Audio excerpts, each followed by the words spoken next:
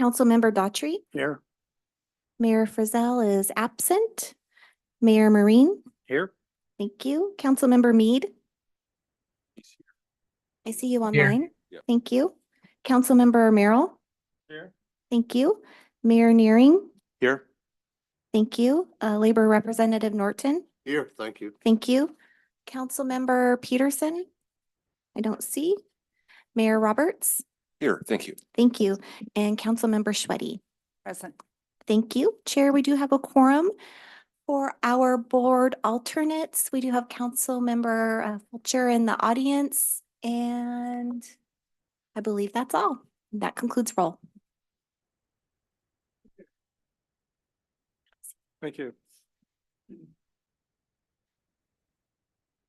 Do we have anyone signed up for public comment? No one in the group? No one online? Okay, public comment is complete. Next, we'll go to the chief executive report. Thank you, Mr. Chair. I'll be very brief. I'm excited to report that we're continuing to see robust ridership on the Swift Orange line after just about 3 weeks or so of service. We're observing very closely how that's going, and we'll be looking to fine tune it as we go forward into the next shakeup. But so far, so good. We're right at the low end of our forecast and have high confidence that we'll be able to meet our year one ridership goals for that service, especially once light rail starts up in August and we do our network restructure in September, which is the topic of our one of the topics of our workshop today.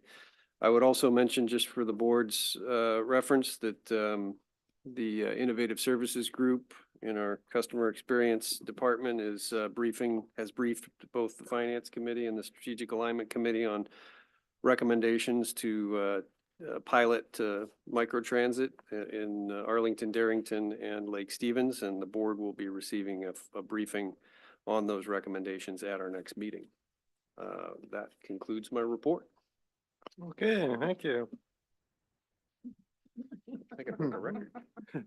Today we have two presentations, the 2024 and beyond network implementation and the Swift Gold Line project update and community outreach. And Mr. Eldon Fritz, you're up again. So we're gonna roll right into it. We want to talk with the board today about our next two major external facing initiatives for the year. As mentioned a minute ago, we have experienced a successful launch of the Swift Orange line, and we took a minute to enjoy that and celebrate. And now we are moving on and getting ready for even bigger things to come later this year. Our partners at Sound Transit, as I think this board is well aware, have announced that the Linwood Link light rail service will open Friday, August 30th. And at their request, we and King County Metro have shifted our fall service change from what had been planned as Saturday, August 31st, now to September 14th, Saturday, September 14th. And that change is intended to give Sound Transit a couple of weeks to get the light rail system up and running and to get their service dialed in so that they feel good about how the service is operating by the time the bus agencies shift their routes and begin feeding more passengers into those stations. So today, we wanted to talk to you first about all of the preparations we are undertaking here at Community Transit to get ready for September 14th. There's a huge amount of change involved that we are going to be managing over the next several months as we get ready. In fact, there's been a lot of work underway for the better part of a year already, preparing as well. I want to note for the board that changing our network this fall will introduce changes across all of our services that will affect nearly all of our employees and most, if not all, of our customers. And in particular, we'll be introducing several new products, and we'll be introducing a bus to rail transfer activity at 3 of the 4 new light rail stations, not only at Linwood City Center Station, but also in Mount Lake Terrace and Shoreline North.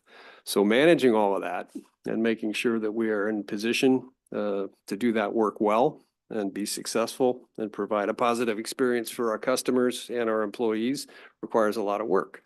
And we want to give you some insights into what is changing, what will be changing, and how we are positioning to do that work today.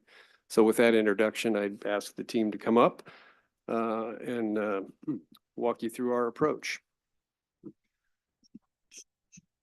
Leading today is Roland Behe, our Chief Operating Officer, and Jeff Patrick, our Chief Communications Officer, and we have a number of other folks supporting them as well, including Molly and Melissa. Roland. All right.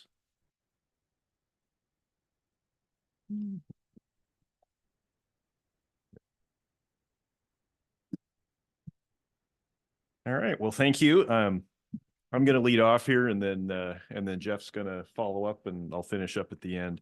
We're going to talk about 4 primary areas. We're going to start by describing the changes themselves, and it's really what's changing for customers. And so it's quite comprehensive, and I want to really talk initially from that customer perspective in terms of how different is the world going to look on September 14th and days following in terms of the level of change in the system and this fundamental introduction of light rail into the mix and what that means. Then we'll shift gears and we'll start talking about what is changing for employees, and that's from the perspective of how big a lift is this? We're changing 90% of our core business in terms of that bus provision. And as Rick said, that there's few people here at the agency this doesn't impact in some significant way. So it's a full court press, and we'll give you a sense of the breadth and the depth of that work. Jeff's going to talk about how are we going to inform customers of these changes and make sure that they're given a very clear set of direction and ongoing care in terms of how to connect with the new system, how to use it, and new users that will undoubtedly be attracted into the system, how they connect with it and learn how to use it as well. And then we'll provide a bit of a look ahead to what comes next in 2025, 2026, how we continue to build this out and some other related projects that will be impactful in that space. So that's where we're headed. We'll, I think, be happy to take questions along the way. So if there's something that's unclear, feel free to interrupt. Happy to take those questions as they come. We are planning to finish up with plenty of time for some deeper discussion or in-depth questions afterwards. So at your discretion.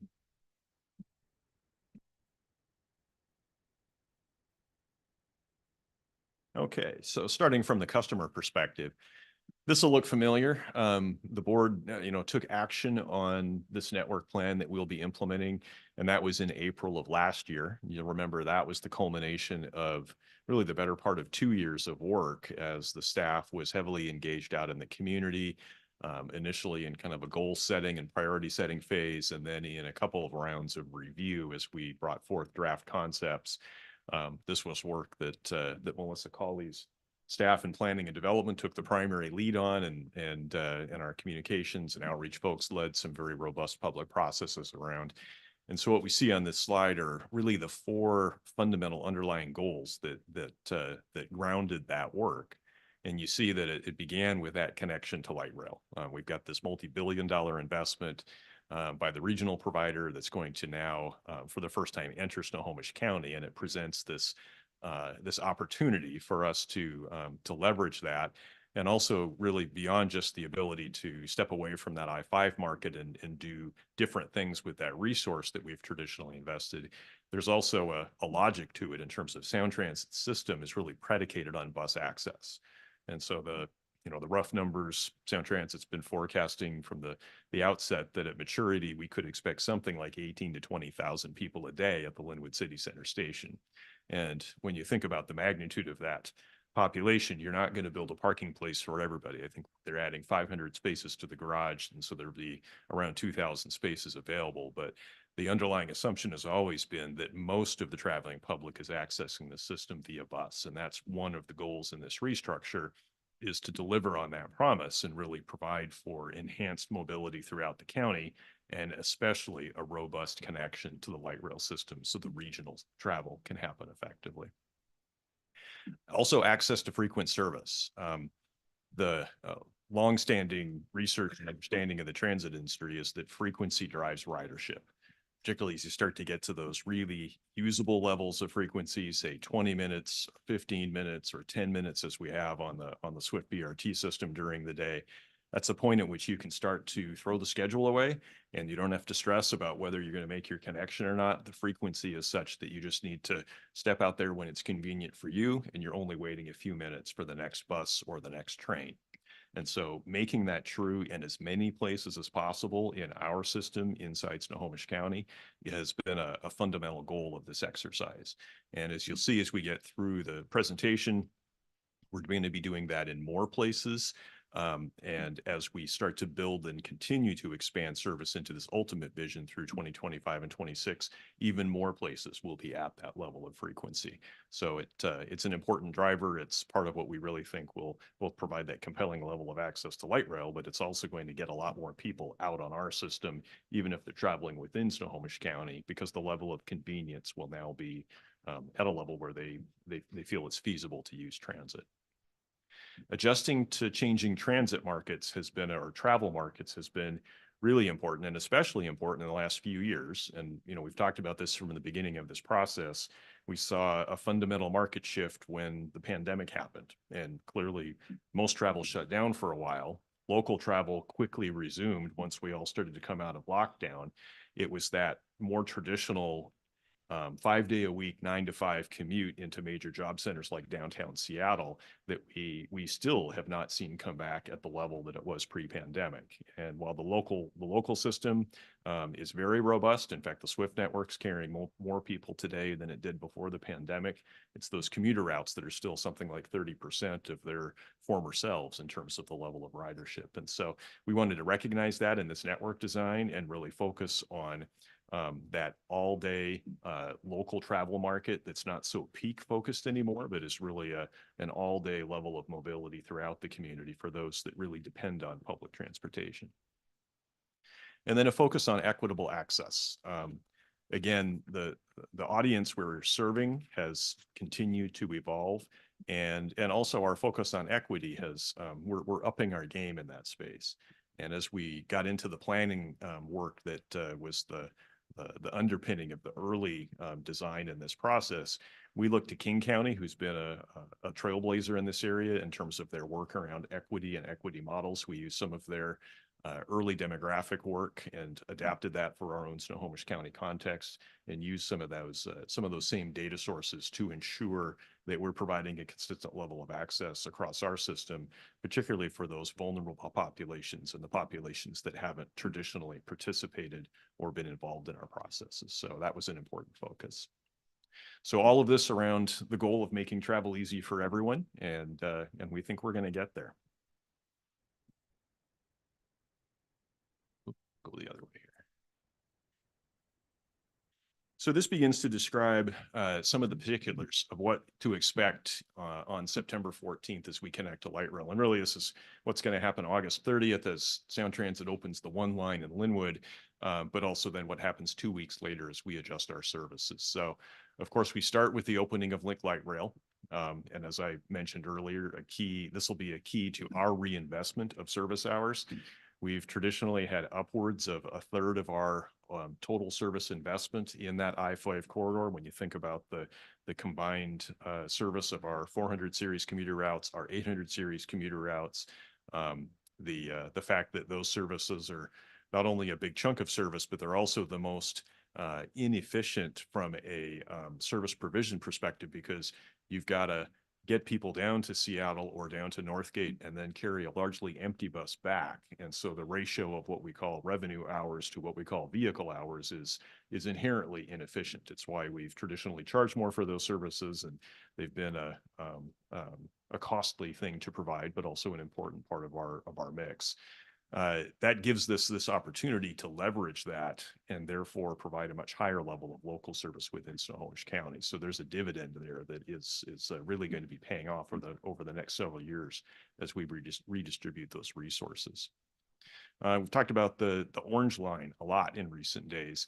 That's going to be a really important component of that connection at Linwood City Center Station.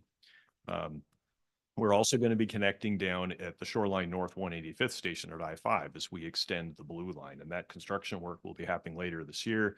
And we've already got the garage is nearly complete in Shoreline, and we will have a station up on the roof there along with the other transit services from King County Metro and provide that direct connection between the blue line and Link Light Rail.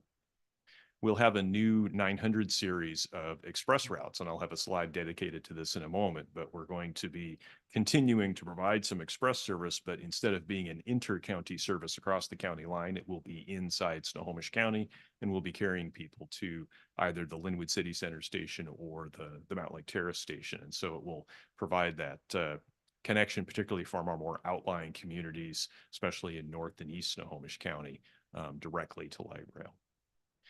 We've also got some infrastructure we're building. The ride store, as you're probably aware, has been temporarily moved to Ash Way. And that is because we are under construction at Linwood, and our capital crew is driving that effort, and our contractor is on site and under construction. And that's going to be a new expanded and upgraded ride store with more space and more amenities for customers, and a better way to serve that higher level of demand from both the community transit and Sound Transit customers at Linwood City Center. We have also collaborating with Sound Transit and King County Metro on what we're calling bus bridging and alternative operations. And so I'll talk a little bit about this in terms of the lift, both a change in experience for customers, but also the lift on the agency side. Just as an introduction to the idea, we will have a rail service from Linwood to Point South. There will be times when that will be unavailable. And sometimes that's on a planned basis when they're doing maintenance of the tracks for some reason or maintenance of the system. It could be for emergent reasons as well. If there's some kind of incident on the system or a failure in some place, we will need to respond to that, and are working now with Sound Transit and also with our partners at King County on a coordinated approach to fill in the gap with bus service for the period of time that rail is down. And we hope that's not often, but when it does happen, we want to be ready for that. And then, as I'll talk later in the presentation as well, we continue to have an eye on the Revive I-5 project from WashDOT and the potential impacts on the service and the level of demand that we can anticipate on the bus and rail side as people make choices on whether they're going to use I-5 on any given day or whether they're going to take a transit option. And that'll depend on the level of construction that's going on the I-5 corridor.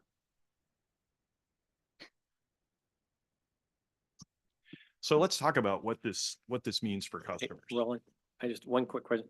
Yeah. I know we were trying to coordinate better with the Revive I-5 on their timeline and change it. Has any of that happened, or how's that going to affect all of us who may need to go that direction? Yeah, so I'll start this, and Rick may have other to add. I know he's been in recent conversations on this topic as well. There was a concerted effort at the beginning of the process to really work regionally to try and influence that timeline, and WashDOT did slide that timeline 6 months. And so we had been talking about this project starting earlier this year in 2024. In fact, in an early iteration, it was as early as second quarter of this year, which we're into at this point. So the current timing has it pushed to early 2025 is the latest understanding that I have in terms of when they would actually start to see construction impacts in the corridor. So we've had some accommodation on schedule. I'd say very robust conversations continue at the regional level in terms of how to best mitigate the impacts of this, and whether there's further opportunity to organize the work in a way that will minimally impact the corridor, particularly during the time when we only have one of the trains running. We haven't yet reached that full service level. I'll just add, WashDOT announced yesterday that they identified a successful proposer, a design build team to deliver that project. So their next steps are to award that contract, finalize it, and then turn the designer and the contractor loose to develop a project schedule, which would then identify the details about when they would be proposing lane closures for construction. The scope of that project is essentially resurfacing I-5 from Yesler Way in downtown all the way to Northgate. So once we have from WashDOT the contractor's proposed plans for the project sequencing, then we can start to work with our partner agencies and with WashDOT to figure out how to mitigate the traffic impacts that are inevitable to come from that. It's a huge deal that the state shifted the project back in time until after Link opens. That gives us a viable tool to mitigate the traffic impacts. However, the project will start probably 6 or more months before the full 2-line opens, connecting light rail across the lake.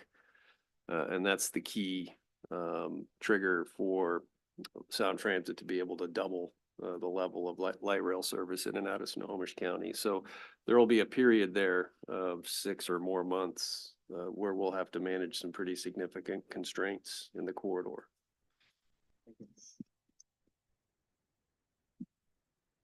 So thinking about what does this really mean for a customer on a day-to-day basis? I think first just to acknowledge that in terms of the change, the level of change in community transit's network, this is the biggest network change in our 48-year history. So it's going to be a big deal. We just did a pretty big service change a few weeks ago, and that was just the precursor here. This is like the main event coming in the fall, and it's going to be I guess what I want to talk through here for a few moments is there's a tremendous opportunity here, and we know that we're going to attract new riders, but it also is very much a disruption, and people are going to have to learn a new system, and there's a lot of aspects to that. So the most obvious is this is no longer a single seat ride for those customers that are continuing to travel to downtown Seattle or other points in King County. And, we have a long history, goes back to the early years of community transit's inception, and even prior to that, where we've had a pattern of bus services that have expressed out of Snohomish County to destinations in King County. And so for the first time, we're going to be breaking that chain into 2 pieces. And people are going to have to wrap their head around that and get used to it. And there's an advantage here. And, the advantage is that nowadays, if I'm a transit rider and I'm using community transit or Sound Transit buses to get to downtown, there's a calculus that I go through in my mind. When do I need to be there? And I work backwards. And if I'm an experienced traveler, I'm making that connection that, well, this could be the day when everything's running smoothly and it's a 45-minute trip. It could also be the day that happens with a relative frequency where that's going to be a 90-minute trip and there's some kind of incident or accident that I have to deal with. And so it's that lack of reliability. People are building that into their lives, and they're getting up earlier. They're leaving earlier. They're building buffers into their travel to account for that lack of reliability.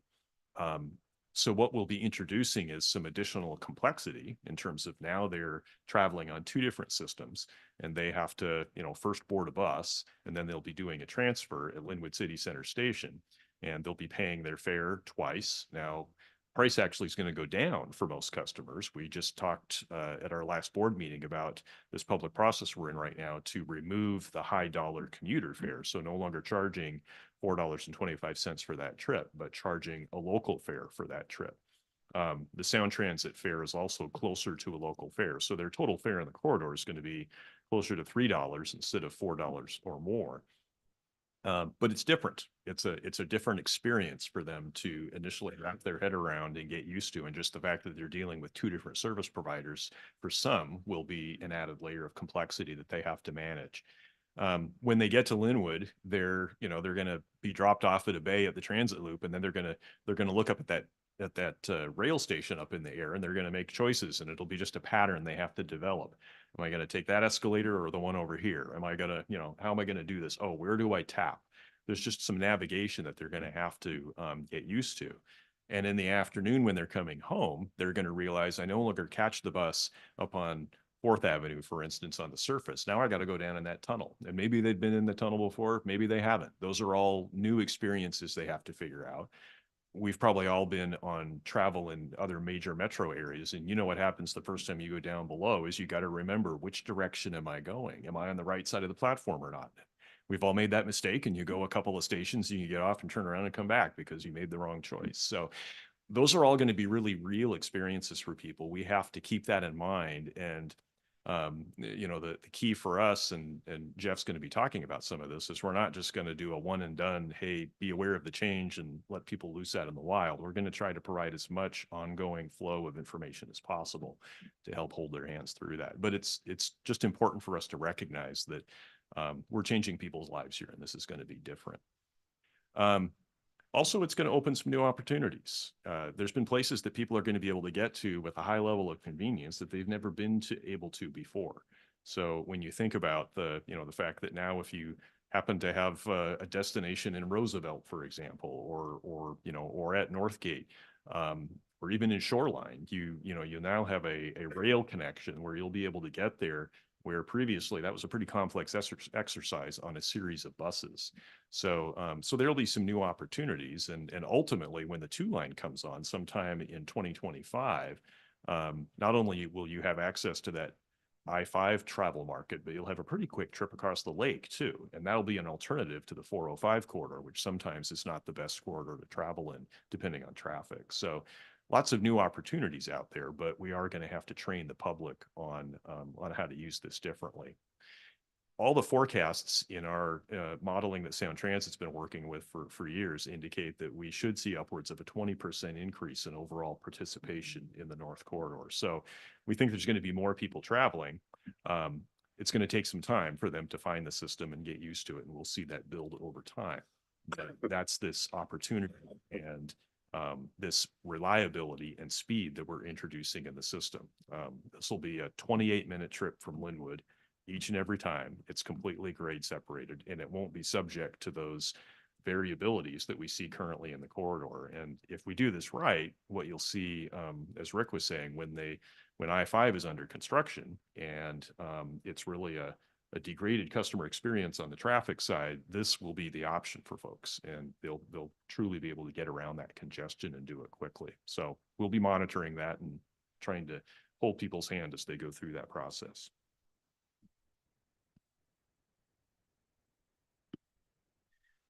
So talking about some of the specifics of pieces of the network, probably the most significant one is the express network that I talked about. And this will be the most obvious visual change for our users. We've got a long history of people traveling the I-5 corridor. Even if they're not transit customers, they know the look of those double tall buses on I-5, whether it's ours or Sound Transit's. And the fact that those are no longer going to be going south, they won't be going south of Linwood. A few of them will be going to Mount Lake Terrace, but they pretty much stop at the county line after this change. And this is the representation of that network. And so you can see the direct trips from, particularly from some of the more outlying areas of the service area. And we've got one coming from Stanwood. You can see the Marysville connections, Lake Stevens.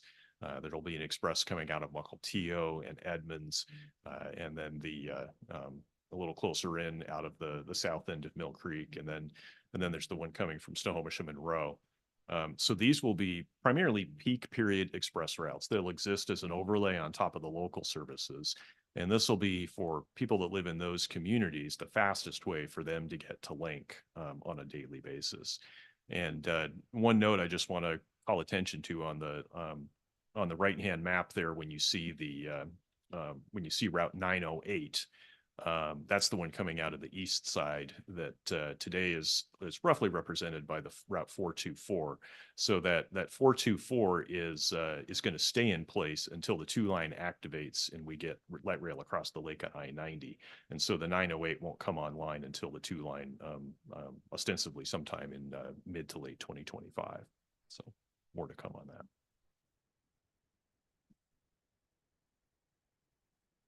So I want to talk about what's changing for employees. And again, this is another way to say this is, how big a lift is this? And it's hard to overstate the scope and magnitude of this. As I said, biggest change in our 48-year history, touches nearly every one of our approximately 1,000 employees. And I'm not going to go through every one of these in detail, but suffice it to say, there's a lot here. And you can see the comprehensive nature of this. There's been an ongoing and comprehensive recruiting process that you've been hearing about for months that's been underway, where we've had targets. We've been graduating classes every 2 weeks for a long, long time. A lot of us go over there to the ops building to congratulate graduates every 2 weeks, and that is a well-rehearsed drill. We've got, Jim's got his speech memorized back here. So it's been a full court press on many employee groups to make that happen, and we're ready. We're going to be ready with the drivers in the fall, and well on the way to meeting our targets there. There's training of our existing operators. So this is a complex change, and virtually every route in the system is changing in some way. And so we're already underway with people learning the new routes, understanding how their work is going to change, and just every part of the process. We've got our trainers in the mix, the operators themselves. There's a scheduling exercise to make sure that they have access to that training.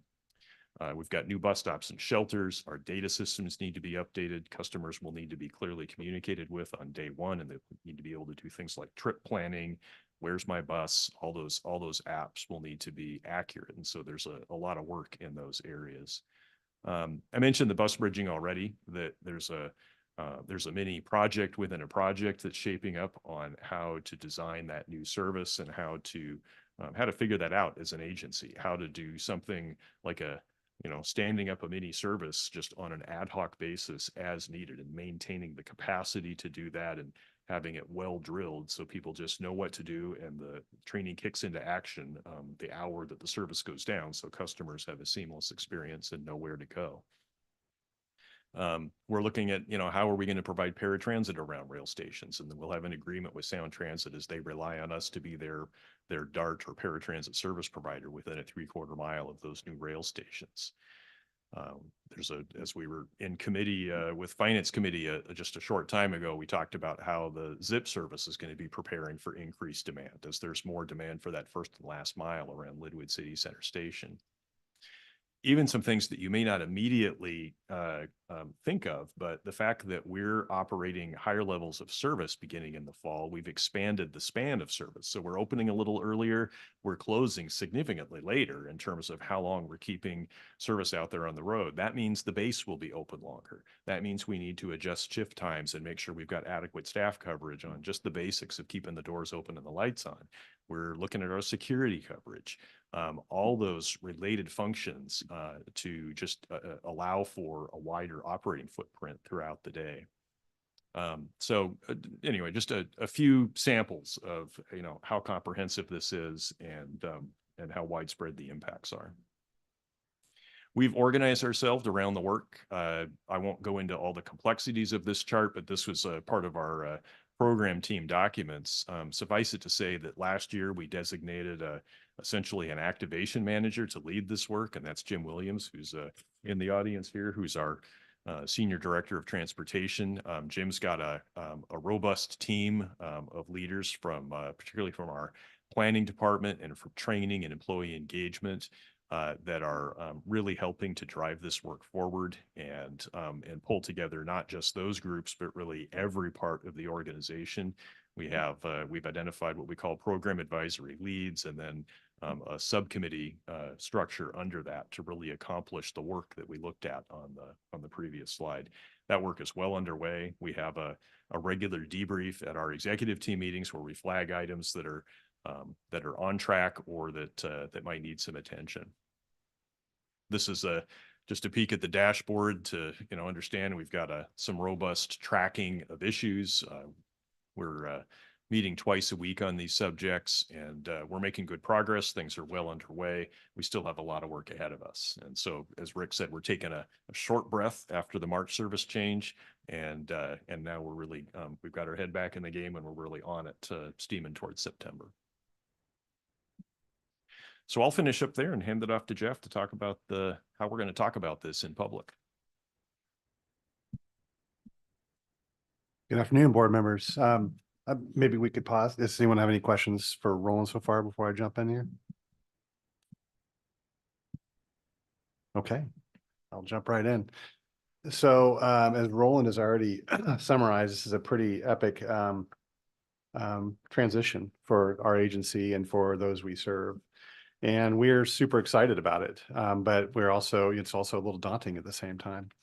As far as our customers go, there are many people who already have familiarity with making transfers of the kind that Roland talked about. People who have traveled in other places, and it's what we're doing here as a region of putting high capacity, higher speed rail in a really busy corridor is very familiar to across the nation and the globe.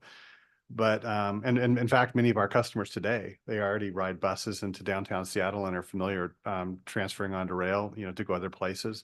But the number of people who face these changes is going to dramatically increase, as we head into this. We recognize that change is can be hard. The best efforts sometimes still catch people surprised by change coming. And so we don't want that. We want to reduce the number of people who are caught off guard by what's happening. We want to increase the number who are feeling like, yeah, I got this. I understand what's going on. And so we've got a very robust plan to do that for a 2.5-month period leading up to the September 14th service change. And that's what I want to talk to you about today. It's going to start on July 1st when we're going to start banging the drum about the changes that are coming on September 14th. We'll introduce the fact that there's going to be new routes, modified routes, eliminated routes. And then as we move forward, we'll intensify that starting on August 5th when we're going to go live on our website and in other, you can also use other tools, whether it's Google Maps or other transportation tools. If you set your travel time for September 14th or thereafter, starting then, you're going to be able to see exactly what's going on with the bus routes that are going to be operating at that time. So that'll be a moment where there's a call to action for people to check that out. And then September 14th will be the day of the service change, and we'll be continuing to support people after that as well.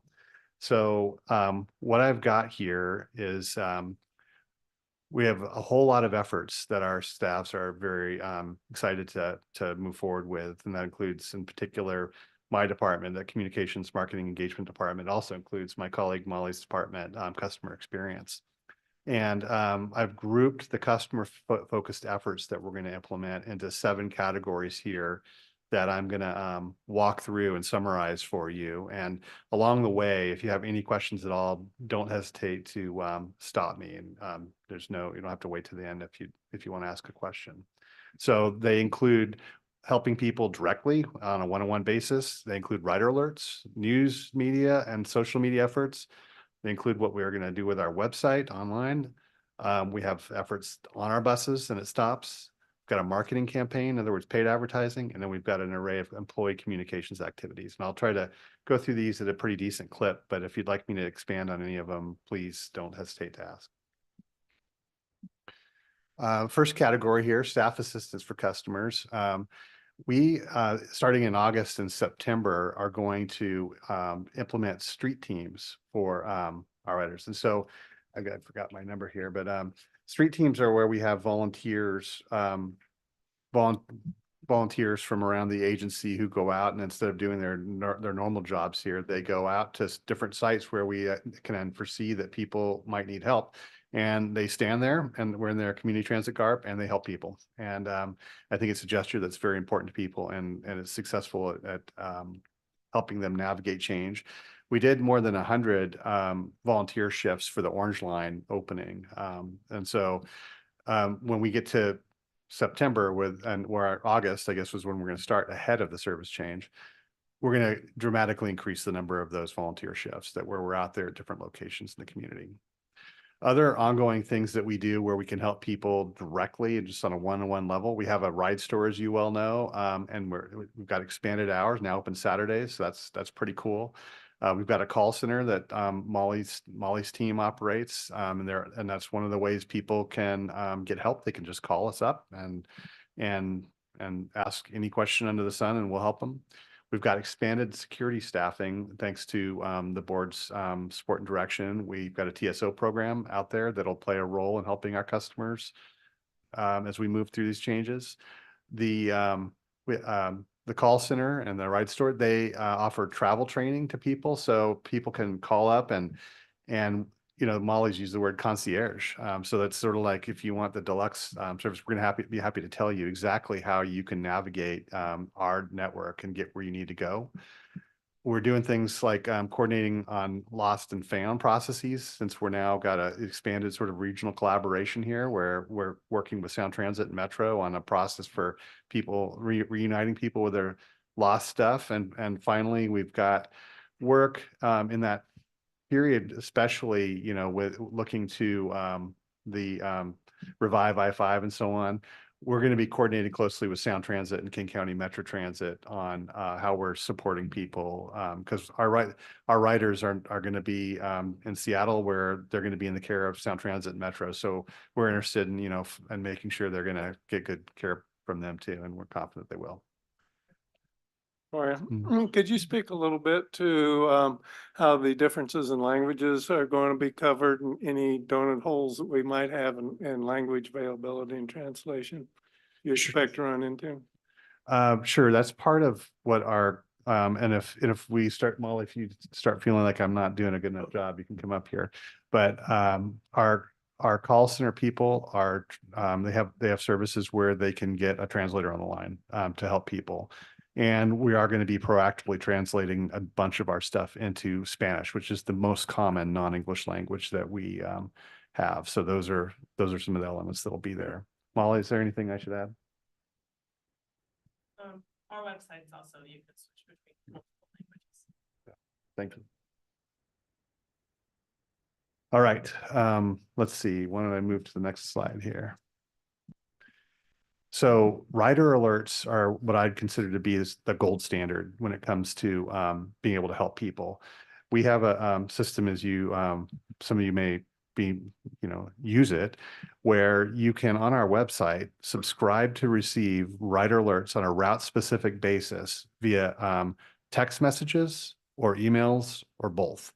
And so when it comes to changes with a particular route, like a route that's being modified or going away, we if we have people subscribe to those rider alerts, we're beam that specific information right into their device. And so that's where we want to be. And we're in fact, based on that, we're doing a campaign to try to increase our rider alert subscriptions between February and December of this year. So more people can have the benefit of getting that direct information about how their route may be changing. And you know, when there's a disruption to service, whether it's caused by inclement weather or whatever, a wreck on wherever it might be, it's also the best way riders can hear from us about how they might need to modify their travel. So that's something that is just a ongoing effort on our part to try to maximize the number of people who get rider alerts. And we're going to use those alerts strategically to educate people about what's going on. We also have printed rider alerts I'll talk about in a minute. We will continue to use the news media and social media to get our story out, let people know the changes that are coming. We're doing that in a very positive frame of highlighting our network expansions, which continue in September and thereafter and go on thereafter. We got a lot of great coverage of the Orange Line last month, and so we're going to continue to bang that drum and get as much media coverage as we can. And at the same time, we'll use our social media channels to push out information about what's going on, including the fact that riders need to get ready for change.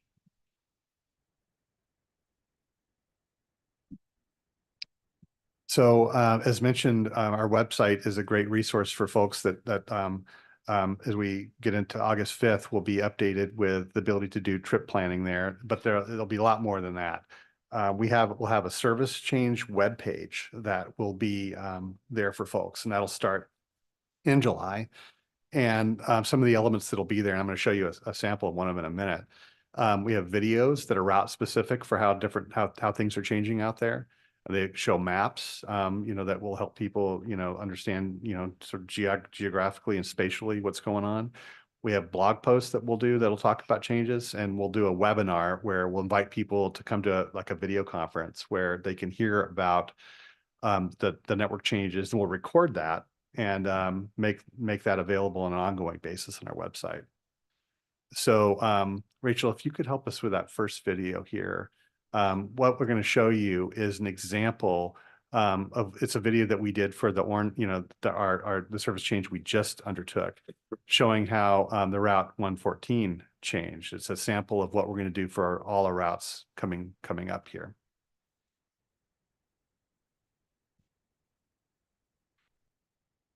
Big changes are happening as we open Swift Orange Line. Route 115 is going away, but service will continue between McCollum Park and Aurora Village with 2 new routes, Route 114 and the Swift Orange Line. The routing west of Linwood Transit Center down to Aurora Village will become the new Route 114. The routing east of Linwood Transit Center will be covered almost entirely by the new Swift Orange Line. It will travel on the west side of Alderwood Mall, continue up to 164th Street, and then follows Bothell Everett Highway to McCollum Park. Service to the east side of the mall will still be covered by new Route 166. This change will bring faster and more frequent ride options for destinations between McCollum Park and Aurora Village.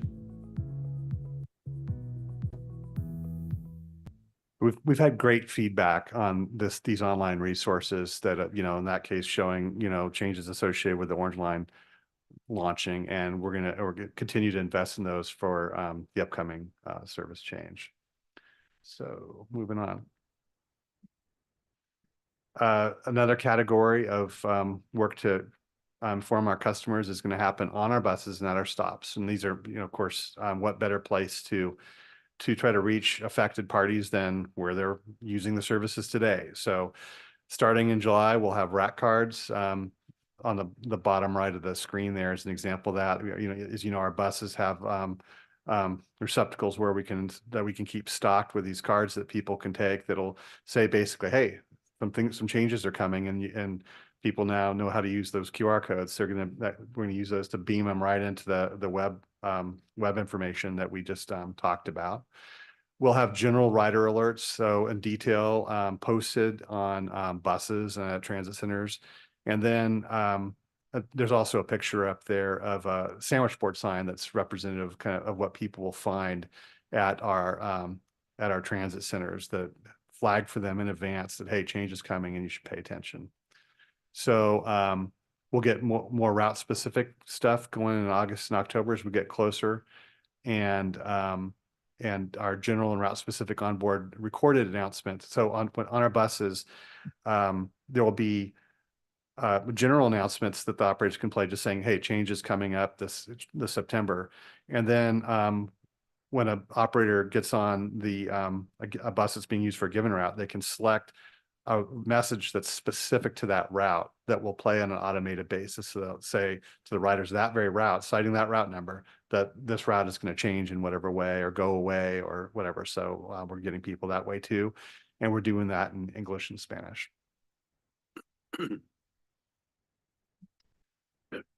This slide reflects that as we head toward these exciting network changes, we're going to be doing marketing or paid advertising. We'll use direct mail, we'll use paid social and digital ads, local TV and radio broadcast ads, streaming video and audio, and we'll use out-of-home advertising that includes billboards and on bus stuff, and local print publications, including media focused on non-English speakers. And so we've got a fairly robust investment of that plan. It'll tell people that our network's expanding and changing, and both promote use of our services while flagging that there's change coming. And then the final 7th category here of our work reflects that any community transit employee can be an ambassador for what's going on, whether it's to their neighbors or many of our employees, coach operators, ambassadors are out there, security, they're interacting with people on a daily basis. And so we want them to be informed and ready to help people on their journeys. So we'll do a variety of tabling both over at Hardison here at Cache Park. We'll have the all hands and topics at 12 is what we call when we have lunchtime information sessions that we offer digitally for people. We'll have coach operator refresher training that reinforces some of this. We try to maximize awareness of it. And we'll have materials and videos that are tailored specifically to our employees so that we hope, so that as we head toward these changes, they're going to be informed and ready to help people. So that's the 7 different areas where we're working between now and the service change. And I would invite any questions you might have. So are you sending out information and materials to the larger employees? I know even with our city that we have a billboard and all of the community transit stuff on there. And is that another way we're reaching? That's a great question. We do have a program that's devoted to trying to get large employers or any employer to sign up for Orca cards and so on. And they will have that information available and promoted along the way too. So that's a great idea. I'll ask for more information on what we got in mind there, and we'll try to make good use of that tactic too. Because those are probably a lot of your regular commuters. And then the other, when they're at the stops, the employees, and they said they're wearing CT, so that people can come up and ask them questions and feel comfortable. Is it, instead of just like a CT, is there something on there that says, ask me, or questions, or, I mean, sometimes people are like, well, I don't know if they're there to, should I be asking that? I mean, maybe people aren't shy that way, but if there's something that we let them know, hey, I'm here to, whatever questions you've got. Yeah, I can't remember exactly what the phraseology is, but they're wearing gear that's meant to identify them as CT employees.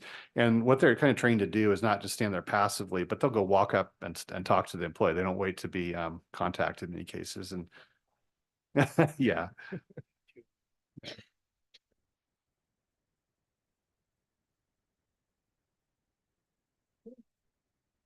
Thank you.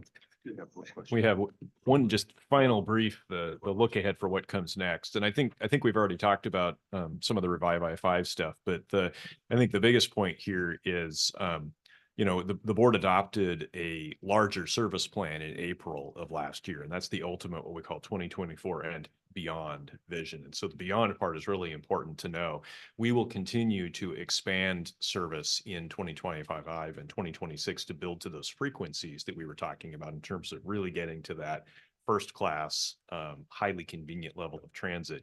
In the meantime, as soon as this service is implemented on September 14th, our staff, and particularly planning, customer experience, and others, are going to immediately pivot into monitoring mode, and they'll be actively monitoring what's going on out there.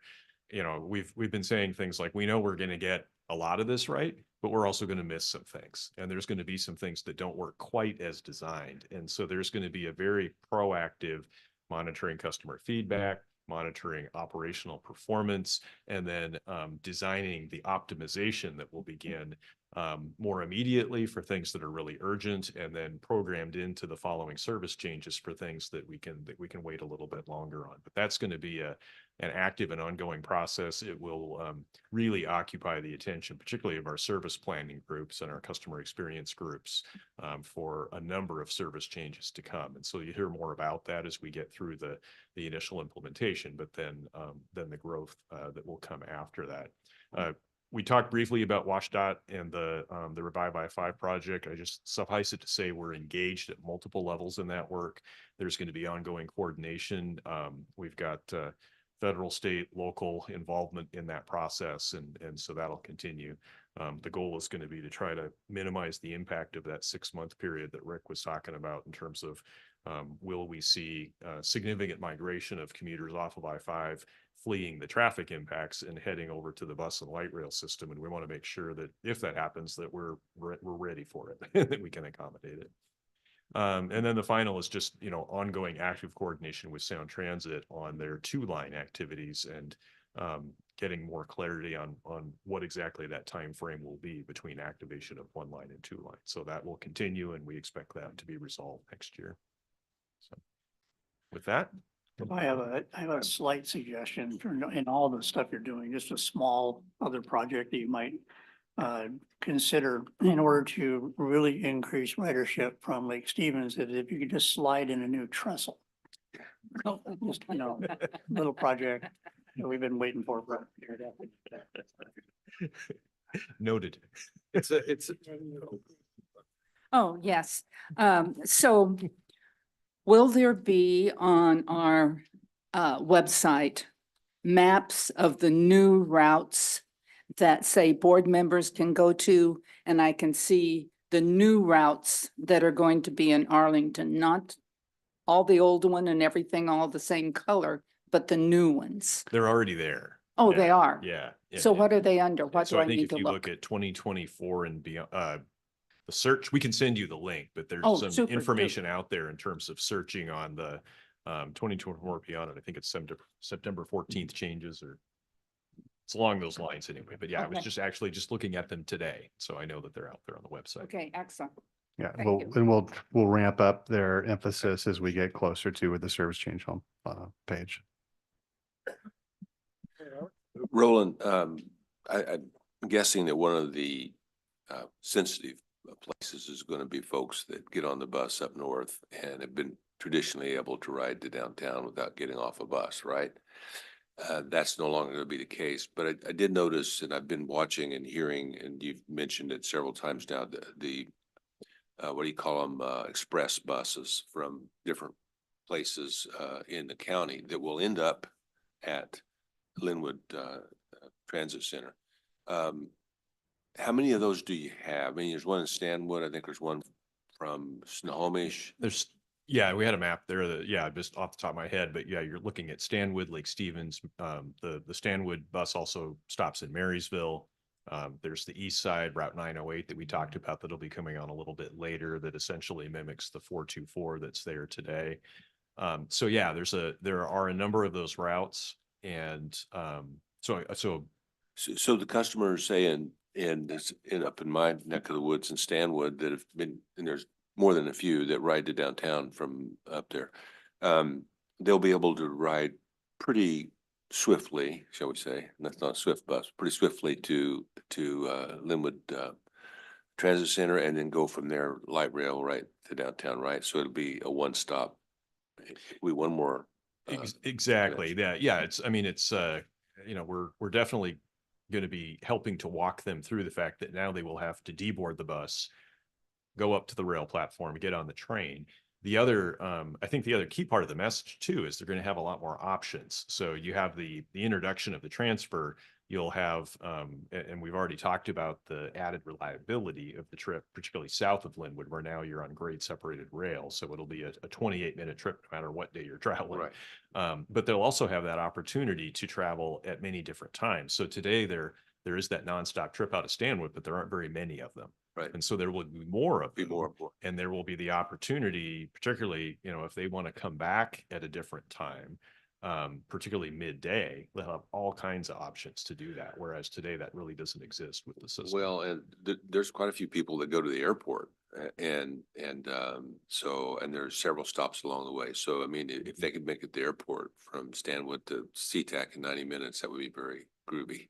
So thank you. Appreciate it.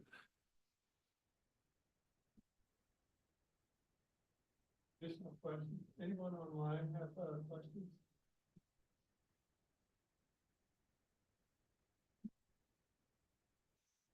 Well, great. So we're on it. There's a lot coming, and we wanted to draw your attention to it today. We anticipate that you will be hearing from your constituents, and you will be getting a lot of questions. And we want you to be aware that you've got resources here to whom you can refer your constituents. And so any questions you have from here going forward, as people start to clue in to what's going to be happening this fall and the interest level grows, please don't hesitate to reach out. And we've got a ton of folks ready to help our customers through this. And I want to shout out again what Roland was referencing with Melissa and the planning team and Molly and the customer service team. They are coming up with a new way of evaluating our service, and they'll be focused on looking not just at what's the next service change, but how did this service change in September work? And what are we learning? What are we seeing? What adjustments do we need to consider making so that we can be as deft as possible in optimizing the network as we move into 2025 and 2026. So it's going to be a pretty continuous topic here as we manage through this, and we're really excited about it. Okay, so I think that does it for topic number one. Should we just keep going? I did want to say thank you very much for, that was a complete report. The amount of work and effort that's going in is very reaffirming. Yes, we are already hearing from our constituents. It does sound thorough also. Great. So continuing with the theme of moving to our next big initiative. As has been mentioned often, we have just celebrated the launch of the Orange Line. And we are now moving on to plan our next big BRT project, which is that's later. Our IT director, Chaz, has a great expression, which he refers to the big rocks in the bucket. And if you think back to the 2015 Prop 1 ballot measure, you know, there were two big rocks in that bucket. One was the Orange Line and one was the Gold Line. And we've delivered one, and now we're moving on to the next one. And so it's very exciting. Morgan and the team in planning has been working on the scoping process here for the past year or so, a little longer, trying to get ready to define what that project is and get it into the public arena and get it in front of the Federal Transit Administration so we can partner with them potentially on funding. And so today, we wanted to share with you where we are on that because we're getting ready to launch that public conversation. And so this is a little bit different than the SWIFT projects you've seen in the past. You're very familiar with SWIFT and how it operates and the amenities that it provides. All of our SWIFT services operate generally in the right lane with stops on the curbsides at intersections. And we are planning an option for the Gold Line that looks just like the current SWIFT system. But we're also thinking of seeing if there are places in the corridor where we could improve the resiliency of the right-of-way by looking at the potential for a center running alternative. So we're trying to bring you some choices as you think about this and give the public some choices to react to as we work through refining and ultimately deciding what the scope of the project will be. So the team is going to walk you through that. We're going to show you some pictures and there will be some caveats. There's a video and I will warn you up front that the video does have a little bit of a promotional tone. But it's just intended for you as an audience to show you visually what center running could look like. We're not planning to take that video out to the public. Although this is a public meeting. But we will be working through multiple phases of public engagement and taking about a year to do this. And we won't be asking you to make a decision on the project until about this time next year. So with that introduction, I'll turn it over to Melissa. Yeah, thanks, Rick. I wanted to introduce Morgan McGrath. She's been here almost a year and she joined our BRT team. So she works with Christopher Silvera. So you see him quite often at this. And she was hired because we were, expanding and a lot of SWIFT activities going on. So she's dedicated to our SWIFT project and she's been working on the Gold Line. So she's going to walk you through where we're at on the project. So I'm going to hand it over to her.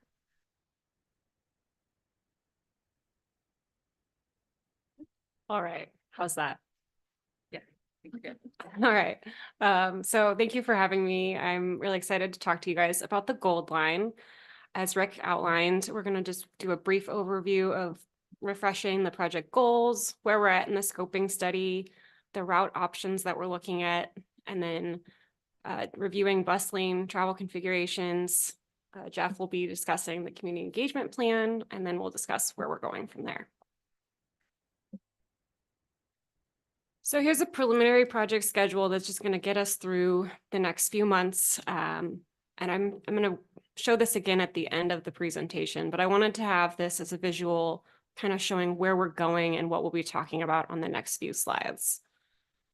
One thing I want to highlight here is early next year, we'll be identifying the locally preferred alternate, or LPA, as you may hear me reference, which is required for environmental review and funding. So what are our project goals? We're looking to provide fast, frequent, reliable service between Everett, Marysville, and Arlington. We're wanting to improve those local connections between local and regional services, expanding to future support future light rail in Everett, and then also the long range plan Journey 50. So we're currently in the scoping study phase, and the goal is to identify that preferred route and our potential station locations, and then we can really further into the project environmental review and design. Phase 3 would be construction, and then ultimately launching of the service.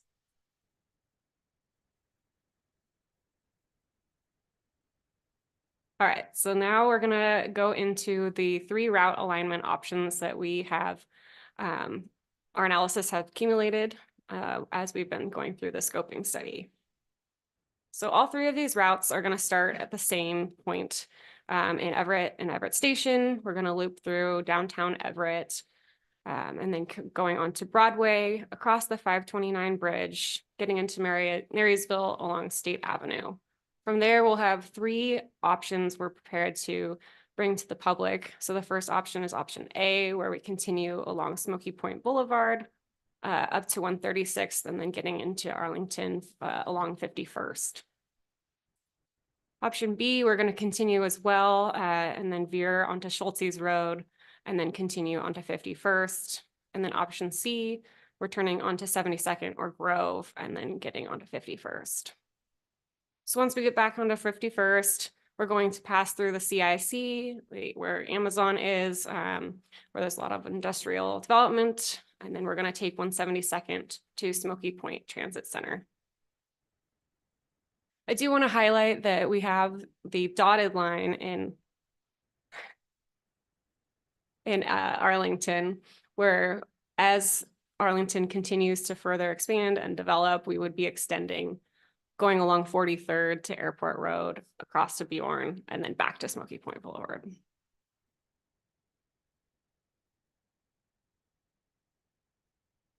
No. Hello. There we go. All right, so we're going to move into, those are the 3 configuration or 3 route alignments that we're going to be bringing to the public. Now we'll be talking about lane concepts that we may be implementing. So as Rick was talking about, current Swift configuration is we're operating in the right lanes. We have curbside stations, and it looks pretty typical from what we see here. We have a couple of different technologies that we've been implementing to get our buses moving through intersections speedy. Those 2 are business access and transit lanes, or BAT lanes, as you may have heard. And those require all vehicles to turn right and as like a right turn only, except through buses. The second is transit signal priority, or TSP, and that's going to extend that green time, also keeping us moving quicker through the intersections.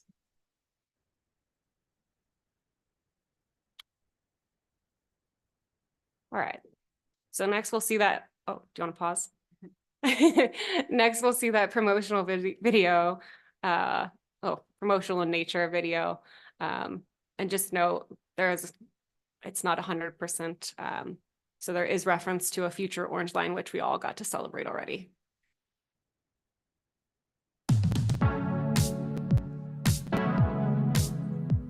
We all love to live, work, and play in Snohomish County.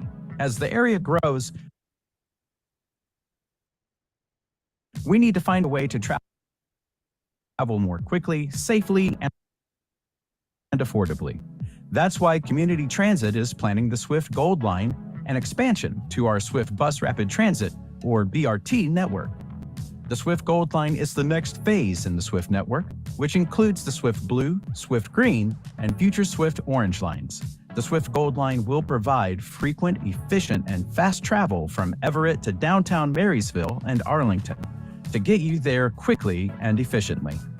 Community Transit is exploring dedicated transit lanes in the center of the roadway called center running BRT lanes. Center running BRT lanes create a dedicated lane for fast travel between destinations while avoiding congestion and conflicts with driveways and turning vehicles. Community Transit is currently assessing 2 options for center running BRT service in Everett and Marysville. In the first option, BRT service would use 2 lanes, one northbound and one southbound, And the second option, BRT buses would share one lane and pass each other at stations and other predetermined locations along the route. Center-running BRT lanes can be paired with transit signal priority at intersections to reduce delays and increase safety for passengers operating in a dedicated lane. It also increases reliability of BRT service, meaning you'll reach your destination faster. Center-running transit lane Swift stations would be in a median in the center of the roadway, and like other Swift stations, will be designed with accessibility in mind. All passengers can board the bus regardless of mobility challenges, and Swift service with center-running transit lanes would provide Snohomish County residents with faster access to key destinations along the Swift Gold Line. Be sure to visit our website to learn more about the project.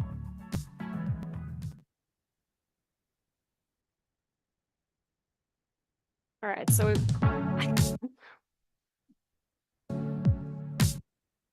we wanted to show the video just to give everyone an idea of kind of a visual idea of how these concepts could, in theory, work. So I'll be going into a little more detail on the next few slides of the benefits. So the single lane concept or bidirectional bus lane concept is again going to be in that center lane, and it's going to be a buses being able to go both directions, and they would be then essentially stopping at predetermined or at station locations and then holding until it was safe to continue to the next block or predetermined location to where they could do it again. Benefits of the single lane is it really has the ability to be implemented in a variety of uses, especially where you may see limited right-of-way, or maybe we want to preserve on-street parking. And really the really key takeaway here is we're taking the bus out of the mixed traffic lane into a dedicated lane and then allowing for a really reliable service. So I just want to pause here real quick and see if there's any preliminary questions.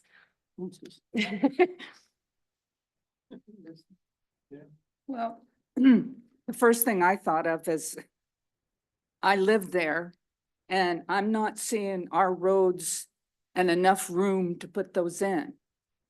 I mean, there's Smoky Point Boulevard isn't even 4-lane all the way. And then there's businesses along all the side. I mean, is there room anywhere? And does Everett have that room either?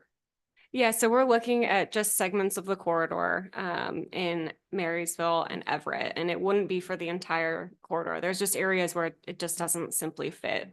And so it would be in very predetermined areas, and maybe it would just be for a couple blocks, and then we would go back into mixed flow traffic, getting through those really pivotal intersections where we're seeing a lot of traffic delays if we can. But would the expense be worth it for a couple of blocks? I mean, because I can tell you how many millions of dollars it's going to take to put that lane in, even 2 blocks. You want me to, or you want? Go ahead. Okay. So you'll remember that this project is going to be a candidate for the Capital Investment Grant Program, which is what we used for the Green Line and the Orange Line. And so the capital costs, we are hoping to defray with a large amount of grant money. From an operating perspective, we do save time from an operating expense because we have more reliability. So there'll be the ability to have, like we're talking about the Orange Line right now, we had to put a lot of running time in that because we're in areas where there's lots of congestion. This buys us the ability to get out of congestion and have less runtime in the actual service, which saves us money on the operating. And it's a lot cheaper to have one station in the middle than one on either side as well. So your capital cost should be less. It makes all kinds of sense to me. We should have started that way. Between, having to build in the middle of the median, but not having as many stations. But you're building in the middle, or you're building 2 on either side, right? And having to, you're taking room there on the sides. Now you're just, yeah, they should all be done that way personally, I think. But. Yeah, thanks. Where were those pictures taken? Yeah, so in the video, I believe you saw images from Eugene, Oregon. They have the EMX. In Houston, they have, gosh, I'm forgetting the project name. And then Indigo, their red line as well. in Indianapolis. Thank you. I think it's already been expressed, but you know, we don't have anything that wide right now. And like Jan just said, it costs a fortune to start building. And once you start building, I mean, it's a great idea if we could start the city and these city roads all over again, but going in and out, I mean, the traffic is horrible anymore. And up at Smoky Point, I swear to God, when they start renting those places up there, I don't know, is there any thoughts to new roads and stuff up there? It's gonna be really difficult to get through up there. Anyhow, thank you for all your good work. So as I indicated at the outset, we want to test some new ideas. You know, the spirit of this organization is that we want to innovate. You know, we want to continuously improve, and we want to see if we can find strategies that will make our service resilient in the face of all the population and employment growth we know is coming. So these are concepts that we just want to take out and test with the public and with our partner jurisdictions. And if we can find places to employ them where it's affordable and it makes sense, then great. You know, we've achieved some improvement to our system. If we find places where it just won't work, you know, we're adaptable and flexible, and we'll make those recommendations and give you that advice accordingly. So this, and I want to reemphasize again that we're at the outset of a year-long process to test some of these concepts with the public and refine our approach. And I guess I would say that, I want to say it was San Diego. I'm trying to remember one of the transit ones, and they have a completely separate road. I mean, for all intent, it almost looks like a wide path, right? Asphalt path, and just the bus runs on that. And it made so much sense. How much money have we spent building light rail and overpasses and tunnels, and it's a choo-choo train and it's stuck on the track? And if you'd have just put the same infrastructure in for a lane for a bus who could come in and out and all of that, I mean, and this is basically what we're doing. We're talking about going down and having quick service at the stops. And the infrastructure for this will be a whole lot less expensive, and we'll be waiting another 50 years. Some of you might be here for light rail to even consider going that far north. So yeah, I think that's a much smarter idea and something that we can do a lot quicker. And there's still money left over for a park and ride lot in Muckletoo. I have a comment. Okay. Of mine. So I just appreciate the fact that you're thinking outside the box. You're looking at possibilities. We're at the very beginning stages of looking at this, right? And it doesn't really help to have, bus rapid transit if they're stuck in an intersection, right? So who would ride that? So there's a lot more real estate to cover here before we ever get to making any kind of decision on this, but I commend you for thinking outside the box on it. Yeah. And I would like to say that it is innovative for us to look at it. Oh, yes, sir. However, this is something that's done a lot of places across the United States, and it is very successful there. And when, Roland's talking about us feeding a light rail system to get that reliability, well, this really allows us to provide that reliability for our own customers through our SWIFT network. So it's a really exciting option. And there will be, there's going to be trade-offs, and we're going to be keeping you abreast of those as we move. So. Just a last quick thought. Do you still drive on the shoulders on 405? I mean, I remember when that first started happening, I thought, this is crazy. Right. I mean, you got to be kidding me. Yeah. We're driving on the shoulders. Yeah. But Now it's become a regular thing. Yeah.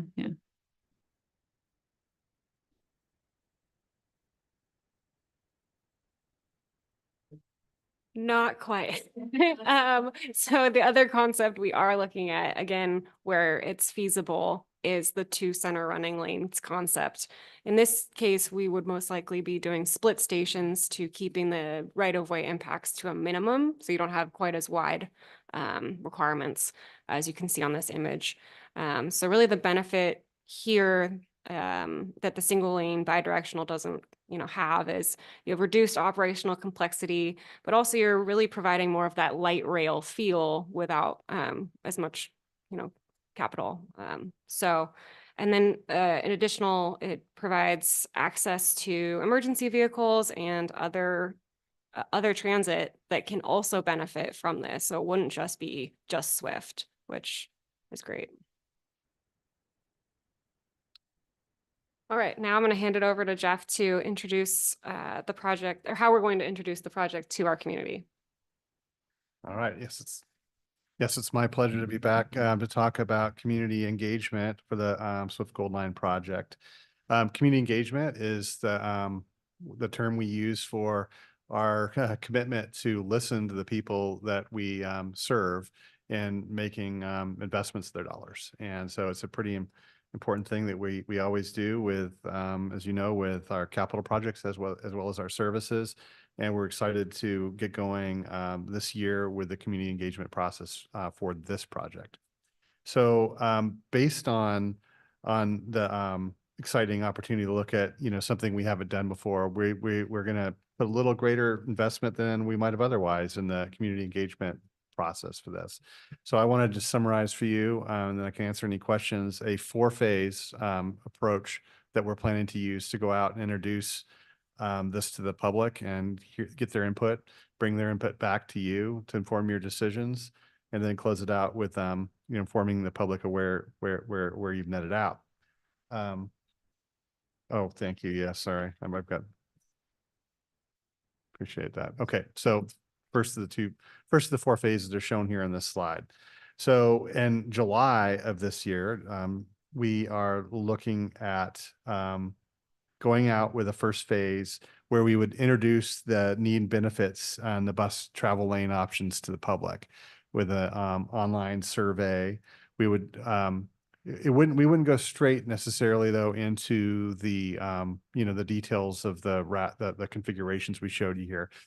When we talk about the purpose and need, what we're talking about is where Swift would be now it's going to be expanding to new communities that might not be familiar with it now. So we'll introduce what bus rapid transit is and the greater speed and reliability that it offers and how it does that with off-board fare payment and make, trying to design a bus-based system that is as much like rail as possible.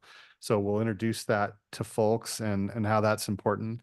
We'll try to do it in the context of not just present day transportation infrastructure, but the future. And we're looking at a lot of population growth in the decades ahead. And, there's limited options in many places to build all new roads. We're talking about already developed areas. So there's an opportunity when you're talking about transit services like ours to be an integrated part of the overall transportation system. So as we go out, we'll share information with the public about the options that are there, including the three routes that you saw earlier. That'll be sort of like a warm up, and we'll get general input back about how people are feeling about it. And we'll bring it back to you. And then as we head into a second round, after conversation with the board, we will go out again with another online survey and we will do it with a little bit more granularity. This time, there will be more information, including proposed station locations that would be added into the mix, and the lane options would be explored in greater detail in that period. And what we're looking for during that second phase is we'll go a little further. In addition to doing the online survey where people self-select to tell community transit what their thoughts are, we're going to explore doing a public opinion survey that would be in tandem with it. So we would do a random sample of folks within the service area, and their input would have a more scientific basis of like being reflective of what the populace what their attitudes might be. So that will be a very interesting exercise to undertake and to bring that input back to you for your consideration. And the next phase, the third phase, would be going out with a draft locally preferred alternative for the public's input. That would be a specific proposal that is based on the previous rounds of public engagement in your conversations. Another online survey for that, and we get people's input on that. And the final phase would just be essentially to communicate back out, close the loop with what the board's decisions have been after all that deliberation and hearing from the public. So that in a nutshell is the 4-phase plan that we have in mind to move forward with. And I'd take any questions you might have.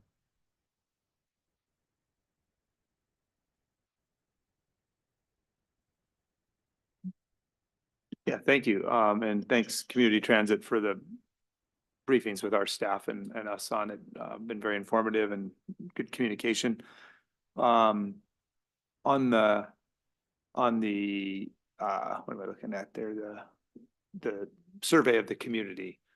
Is that an online survey or is that how are you intending to advertise that? And So the way you typically do it, it is an online survey where you're trying to get people in there. So we're using paid advertising and Okay. online outlets. So where you can like click it and then it takes you right into an opportunity to provide input Yeah. to us. So and I've shared this with Rick, and I'm sure you guys will figure out the best way to do this possible. It's hard to, obviously, the people that fill out surveys are people interested in the services being provided typically, right? If I'm interested in sports, I'm likely to fill out a survey that the Seattle Mariners send out. If I don't like sports, I'll probably wouldn't even give it two thoughts. If I ride a lot of transit, I'm pretty sure I'm gonna fill out your survey. If I don't, it's gonna be tougher.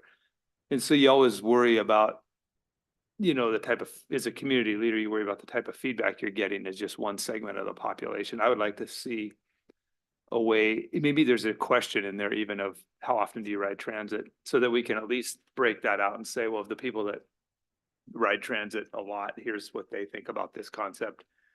For the people that don't, here's what they think, because the options you're giving in some ways compete with. This is kind of the first time we're looking at something where, if you take a lane out of the general transportation area, you're kind of competing with the person that doesn't use transit. So it's going to be interesting to see what both sides think of that. So. Yeah, that's right. And it's a, so when we do this, we'll ask an array of questions and can use cross tabulation to look at it from a number of different aspects, so how transit, like you said, how transit riders versus non-transit riders might feel about it, how residents of different parts of those corridors feel about it, and potentially, even more granular than that and at a demographic level. So Yeah. that's one of the advantages when it's a higher level of investment to do the the scientific, Yeah. public survey, Sure. but you get the ability to do what you're talking about. Okay. Thank you. And just for clarity, we were proposing that level of engagement on the second phase, which is the previous slide. Yeah. So well in advance of Okay. Yeah. defining the locally preferred alternative. Yeah.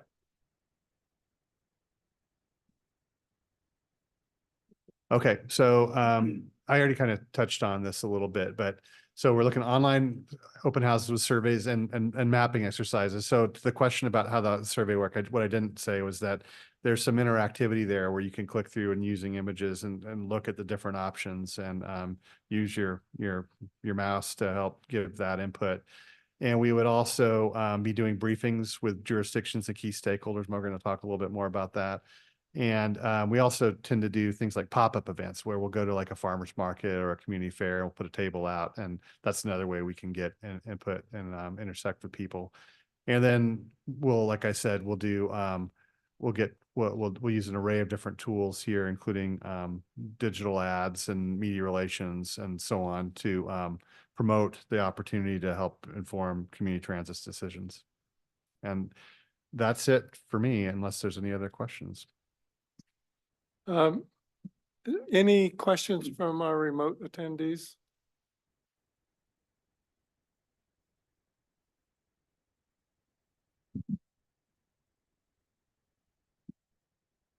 Okay. Seeing none, I guess we'll move on. That concludes.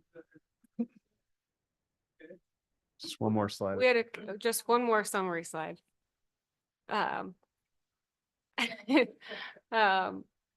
While she's pulling that up, but before we start phase 1 of outreach, we do plan on attending all of the council meetings as well as committee meetings in Everett, Marysville, and Arlington. So you could expect to see those starting the month before. So in June is when we would start that if we were still going on the timeline. So. And then finally, again, here's the same schedule I showed you. So between each phase of engagement, we would be coming back to the board, providing an update of what we heard, what kind of feedback we're getting. And then, you would be hearing hopefully from me between every phase. And then at the end, really looking at early next year, we're going to see that LPA approval is the goal. That concludes our presentation. Thank you. Yeah, thank you, Jeff, Morgan, Melissa. I'm looking forward to hearing what you find out on this one as we move forward on this, because I think of all the things that I've seen us do so far, this will get you the most passionate feedback of anything we've done so far. So thank you. Thank you.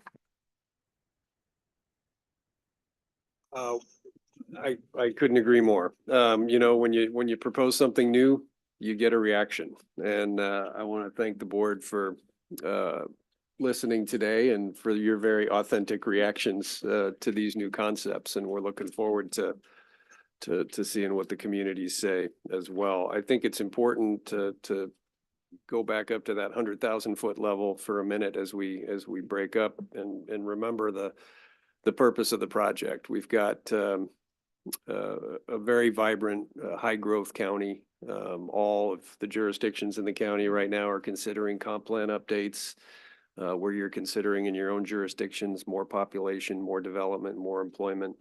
We've got a vigorously developing Cascade Industrial Center up in the North County that's going to produce a huge amount of job growth. We're already seeing it, and you're living it today.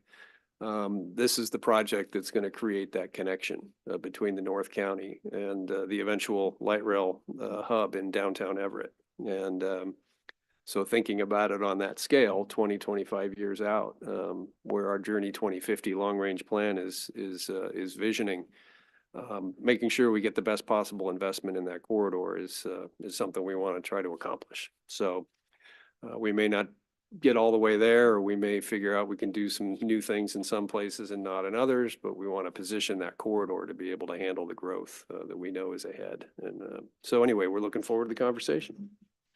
And with that, there's no further business from the staff today. I do have some comments here for a chair's report. The next regular board meeting is scheduled for May 2nd at 3. And we do have an audit coming up, an audit entrance exam conference is scheduled for May 13th at 10 a.m. and the meeting is expected to run about 20 to 30 minutes and will be held on Zoom. It is optional for the board to attend and will be an open public meeting. And then I'm going to add an ad hoc in here that I heard earlier, so correct me if I got it wrong, but there is a Snohomish County City's dinner tonight. Kim's not so sure, but. Kim, okay, well. And.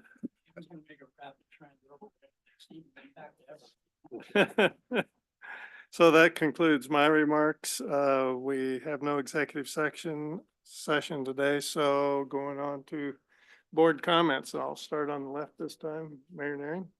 Just a really good, both really good briefings. Thank you. Informative meeting. I agree. A lot of good information, and it's a start, and we'll see where it ends up. Thank you. Ed. Just want to say, this Saturday, in Mukilteo, we're having our Earth Day. We're doing a beach cleanup. So I know what you're going to say. Yes, you can come. Yes, you can come and help. Between 8 and 9, you'll get a free t-shirt. And then you got to work till noon though. I have lots of things, but I'm not going to say any of them. Rip Norton, I have nothing, thank you. council member me. Nothing for me, thank you. Okay, thank you. And we have in attendance, no, we don't. She left. So that concludes it for board communications. Any other business today? Seeing none, let's go enjoy the sunshine. We're adjourned.